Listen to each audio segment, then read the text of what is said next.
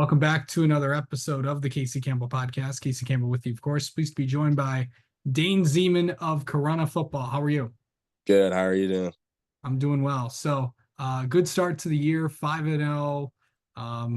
Picked up right where you guys left off last year. And just kind of tell me how things have been going so far for you guys. Yeah, right from the state title loss last year, I think we all knew we had a lot coming back. I know we're probably the only ones that think that, but I knew we were going to pick up right where we left off. It was just going to be like a big learning curve for a lot of the sophomores becoming juniors that we're going to have to step into some places that they weren't playing last year, obviously. And then for us juniors to really take on that leadership role. And I think that's went well. And now we're just trying to find that complete game and, play to the best of our ability. And I think we have a very good opportunity this week to do that against Goodrich. Yeah. Before we get to this season, can you just tell me what was it like just to be on that and go, getting to the state finals, you know, for the first time ever in school history. Yeah. I gotta ask you, what was that like for you? You always dream of it as a kid. Like I think we always knew it was possible, but it was always like, that's so far. Like that's basically playing two whole high school football seasons in one season. Like that's a lot of games. And like we always thought that something would go wrong, someone would get injured, and then it was like, how do you come back from that? But I mean, everything went right, and we just really built game after game, and I think everything just went. We learned so many lessons throughout the regular season, and then that carried right into the postseason. And then obviously, we saw our playoff draw, and that was kind of tough because we had two undefeated teams in our district, and we are like, well, this is kind of like not fair. But then I think that helped us so much in the later postseason of having to play tough teams in those early games, and then that really carrying us throughout the state title run. And then you get to the state title, and anything can happen. Really, that's what everybody was telling us, and so many schools talked to us, and everybody just trying to help us win. And then we got to the state title and came up short. GRCC is a good program. They had good kids. They were well prepared. They knew what it was going to be like. They've been there a lot. So, it just comes down to experience, I think. And we just weren't quite experienced in that field, but I think it's going to help us out this season and really help us in a run that a lot of people might not see us making. Yeah.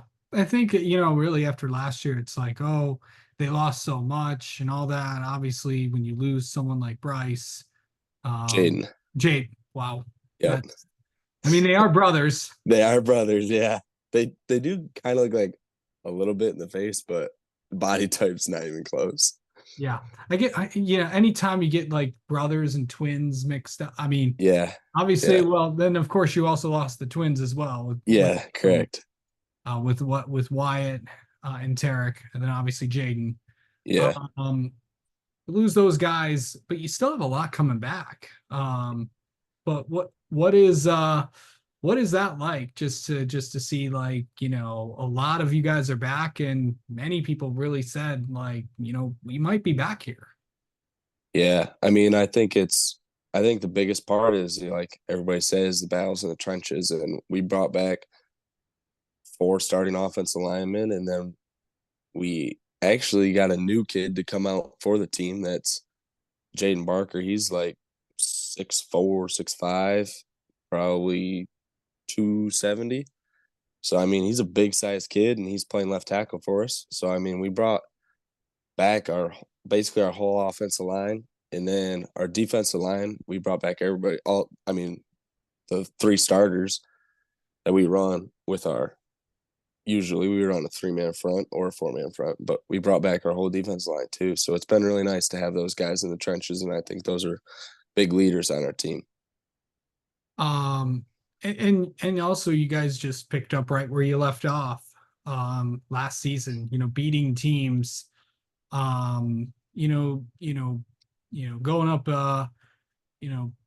starting off in my area in Livingston County, Yeah. Fowlerville and Pinckney, and then of course playing Brandon, then Owasso, who was undefeated at the time, and then Lake Fenton. But really, these first 5 games, I know a lot of people will, it's like, oh, these aren't good teams, or blah blah blah blah blah, or like that. But remember, every team can and will beat you. Um, Yeah. what was it like, preparing for a lot of teams that you may have seen a lot all season, but obviously maybe the team that you were going into may not be what you expect, because there's a lot of good teams. Maybe the record may not show that. Yeah. I think just taking it 1 week at a time and not looking so far ahead. Like I know everybody likes to circle the big games. Like obviously we got Goodrich this week, and then we got Armada later in the year. But I think it is really just taking it 1 week at a time. And I mean, our goal is always to play 14 games, and to do that, you got to just take it 1 week at a time. You can't get so caught up in looking so far ahead. You want to have goals, but you don't want to, you know, make those goals in every week where you talk about them. You just talk about them at the beginning of the season, so we all have the same mindset. And then from there, you just take it 1 week at a time and just keep working and building all the way throughout the season. Yeah. Okay. So, and of course, this week, we're really, we've kind of reached that halfway point of the season. Hard to believe, week 6. Yeah, that's crazy. It is Um, crazy. it is. I bet it's just. Has it just been flown by for you? Yeah, it has. I still kind of think I'm like a junior and I get to come back for another year, but it's like, no, this is last, this is it. Like potentially I could have like, 3, 4 games left in my high school career. So it's just like, slowing it all down and just really spending as much time as I can in each game and each week watching film and, really just preparing myself. Yeah. Okay. So of course, Goodrich is this week. Another team that has had a lot of success in the last few years, and went to the state finals for the first time just a few years ago. Obviously they have a lot of talent on their team, with Max and Chase and all those guys. And Yeah. what's it going to be like playing up against a really good team? And how do you guys really just prepare for a team like that?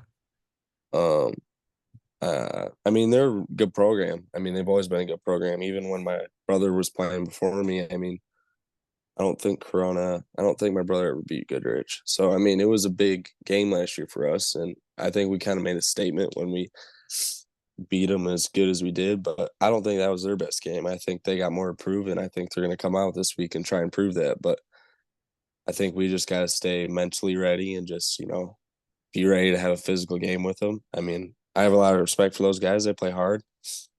I think me and Chase follow each other on Instagram after last year's game. Like, I mean, he's a good ball player. So, I mean, they're going to be a good team, and we just got to come ready to play and, prepare throughout the week. And then when it comes game time, just show up and take care of business. I just realized something. I was scrolling through that. This football thing is it's what you've always known. I mean, Yeah. there's been a lot of history with your family doing this. It's like, what's that? Yeah. Just kind of continue the legacy of playing football. Yeah. Well, obviously, I'm sure you saw the news article is probably what you're talking about. Yeah. But yeah, so my both my uncles and my dad played football. So my two uncles went to Lapeer West and played linebacker, and then my dad's family moved and he went to Lapeer East, so the rival school Lapeer West, and he played linebacker. And then obviously with my older brother playing linebacker at Corunna, and then now up at Michigan Tech. And then me now, I'm playing linebacker, and then my younger brother is actually on the team, Ruger. So he's a sophomore, and so he plays linebacker right next to me. Actually, a lot of people probably don't know that, but yeah. So it's a linebacking family, and talking to everybody in my family, you get a lot of different points of views and styles, and you just kind of all try to collage that into your own game. Okay. So, I started to ask this question last night. Is there any significant thing behind the number you wear? Uh, no, to be honest with you. I mean, not really. Like, I was always kind of like following my brother's footsteps at two, and he wore number two. And then when it came to high school, two was actually taken, but I didn't really want to be in like my brother's shadow or anything. Like, I wanted to, you know, go with my own number. And number seven was open, and they always say lucky number seven. So I liked it, and I just picked up the jersey and started wearing it, and it's kind of stuck to me. Yeah, number number seven. There, I know there's been a lot of number sevens out there. Yeah, yeah, But yeah, it's always interesting because like a number does attach, like a number attach. Sometimes a number attaches itself and all that. So yeah. I um, mean, I know when I was like in elementary, there was a pretty good linebacker at Corunna, Taylor Jackson. He yeah, ended up playing at Kalamazoo, yeah. and so I mean, I guess a little bit of that has to do with it, but I mean, I don't know, just kind of carrying it on. I like the number, I like the way it looks. Yeah. Okay. And then and then just these next few weeks, the next 4 weeks of the 4 weeks of the season, you're only guaranteed 9 games, so you never know what could happen. Yeah, yeah. But how are you going to approach these last 4 weeks? Because really after these, it's like you're not guaranteed any more besides that. I mean, obviously you'll get more in the postseason, but how are you kind of just how are you just gonna trying to soak in these last few? Um, I really think just enjoy every practice. I think a lot of people, try to look towards Friday so much and then don't take enjoyment and have fun in practice. And I think that's what makes teams, quit early and not want to play with each other and carry those deep postseason runs. I know last year we had a blast in practice. Like we had a snow practice in the postseason, and that was like probably one of my fondest memories of last season. So really just, being happy in practice and, having a blast with guys that you won't ever get to play the game again with and just, really relishing on every moment that I get and, get to continue to play a game that I really like to play. And then Absolutely. obviously like the film part of it. I mean, putting as much time as you can into it, not spending your time scrolling through TikTok and rather just, you know, open up the Orange Huddle app and watch everything you can. Yeah. Okay. How do you like mentally get ready for a game? Just like outside of watching. Actually, I'll ask that question next. Um, what you mentioned film, like what do you specifically look for when you're watching that? Is there like little key things that you like you look for? Yeah, so the first time through the game, I'll just watch the game. So just watch each play, y- see how the momentum carries them, see, what players are doing what. And then second time through the game, I'll watch my position. So I'll watch, when I'm watching for defense. So I'm watching the guys that I'm going to be blocking. And then when I'm on defense, I'm watching the running backs and then guards and tackles. And then third time and fourth time through the game, I'm looking at little hints. So whether it be, quarterbacks doing stuff when it's pass plays, I mean, every little thing, there's little things that kids don't even know they do that you can pick up on film and you just have to, really look for them. And then usually like fifth time through a game, I'm just watching it again and just seeing what stands out to me. And by then it's usually probably about Thursday. And then I don't watch any film game day. I just like to relax, really ease into it. Are you just like whatever? This can be in the locker room or the bus ride or anything like that. You're just like not or do you just like are you just like I just got to be in my own zone, get away from me and all that? Um, I don't know. Like I know right when I I'm pretty like relaxed all the way through until I get to the parking lot, and then I throw the beats on, and then it's classic rock, whatever is playing in my playlist. I'm a big Leonard Skinner and Alice in Chains guy before games, so I just let that play, and that calms me down. And then usually like a few rap songs right before I go out, and then I'm good to go. All right. Um, okay, so we got Dane's playlist out there, so that'll be that was it's always oh always it's always I'm always curious to hear what players are listening through their headphones. I mean, I know you got some on, Yeah, but it's always interesting to you see kids with headphones on, and it's like, you wonder what they're listening to. yeah. So No, a lot of my coaches think I should have grown up in the '80s because I'm a little bit of an old soul. So I don't take that on by any stretch, but that's what I like to listen to before games to help me calm down. I think your dad might have helped you with that one. A Um, little bit of wrestling music. maybe mom too, maybe. So Yeah, no, mom's a 2000 countries person, but dad for sure. Yeah, dad has definitely had a little impact on that. okay. Um, all right. Let's get to know you a little bit, Dane. How about that? Favorite team to root for. Lions. Okay. By the way, I should preface this. We are recording this on a Monday night when the There Lions you go. Yeah, yeah, yeah. I'm so sure the Lions game is probably playing in the other room. Or what time is it? yeah. Yeah, it's probably getting close. Yeah. Yeah, we'll get there. Let's see. Okay, favorite postseason to watch. Like this can be any sport. Oh, I mean, with the MLB postseason coming up Yeah. pretty I soon. I'd have to say like MLB games in like the seventh inning. Like I cannot be watching the game the whole game and then just stop in at the seventh inning, and those are the biggest moments you'll ever see in sports. It's just jaw dropping what some of those guys can do. I mean, you should have saw too. I mean, you should have saw today's Braves and Mets game. Yeah. The first one that was nuts. So, yeah. And then the Mets hit one, and then the Braves hit someone, and then the Mets hit, and then Lindor hits it's home run in the ninth. So we are this is today is September 30th at the time of recording. I should preface that. Yeah. Yeah, crazy.